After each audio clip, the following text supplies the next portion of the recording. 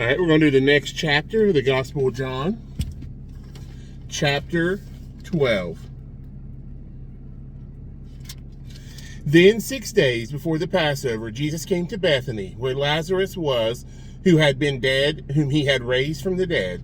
There they made him a supper, and Martha served, but Lazarus was one of those who sat at the table with him. Then Mary took a pound of very costly oil of spikenard, anointed the feet of Jesus, and wiped his feet with her hair, and the house was filled with the fragrance of the oil.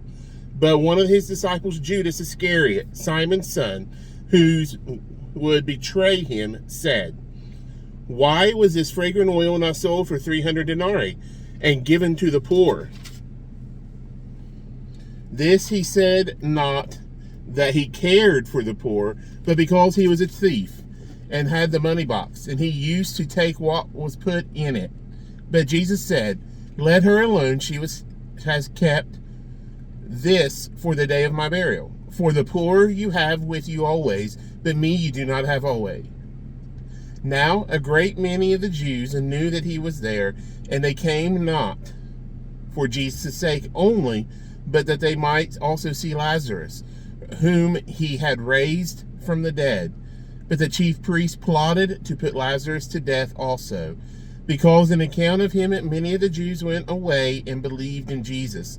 The next day a great multitude that had come to the feast, when they heard that Jesus was coming to Jerusalem, took branches of palm trees and went out to meet him and cried, "Hosanna! Blessed is he who comes in the name of the Lord, the King of Israel." Then Jesus, when he had found a young donkey, sat on it, as it is written, "Fear not, daughter of Zion, behold your king is coming, sitting on a donkey colt." His disciples did not understand these things at first, but when Jesus was glorified, then they remembered that these things were written about him, and that they had done these things to him. Therefore the people who were with him, when he called Lazarus out of his tomb and raised him from the dead, bore witness. For this reason the people also met him, because they heard that he had done this sign. The Pharisees therefore said among themselves, "You see that you are accomplishing nothing. Look, the world has gone after him." Now there were certain Greeks among those who came up to the worship at the feast. Then they came to Philip, who was from Bethsaida of Galilee, and asked him, saying, "Sir, we wish to see Jesus." Philip came and told Andrew, and in turn Andrew and Philip told Jesus. But Jesus answered them, saying, "The hour has come that the Son of Man should be glorified. Most assuredly I say to you, unless a grain of wheat falls into the ground and dies, it remains alone. But if it dies, it produces much grain. He who loves his life will lose it, and he who hates his life in this world will keep it for eternal life. If anyone serves me, let him follow me. And where I am, there my servant will be also. If anyone serves me, him my Father will honor. Now my soul is troubled, and what shall I say? Father, save me from this hour? But for this purpose I came to this hour. Father, glorify your name." Then a voice came from heaven, saying, "I have both glorified it and will glorify it again."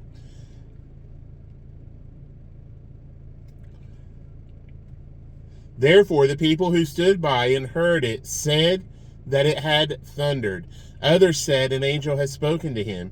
Jesus answered and said, "This voice did not come because of me, but for your sake.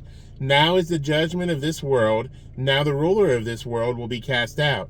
And I, if I am lifted up from the earth, will draw all peoples to myself." This he said, signifying by what death he would die. The people answered him, "We have heard from the law that the Christ remains forever. And how can you say the Son of Man must be lifted up? Who is this Son of Man?" Then Jesus said unto them, "A little while longer the light is with you. Walk while you have the light, lest darkness overtake you. He who walks in darkness does not know where he is going.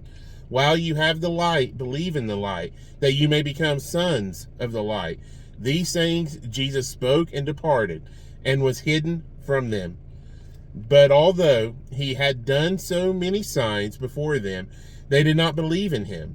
that the word of Isaiah the prophet might be fulfilled, which he spoke.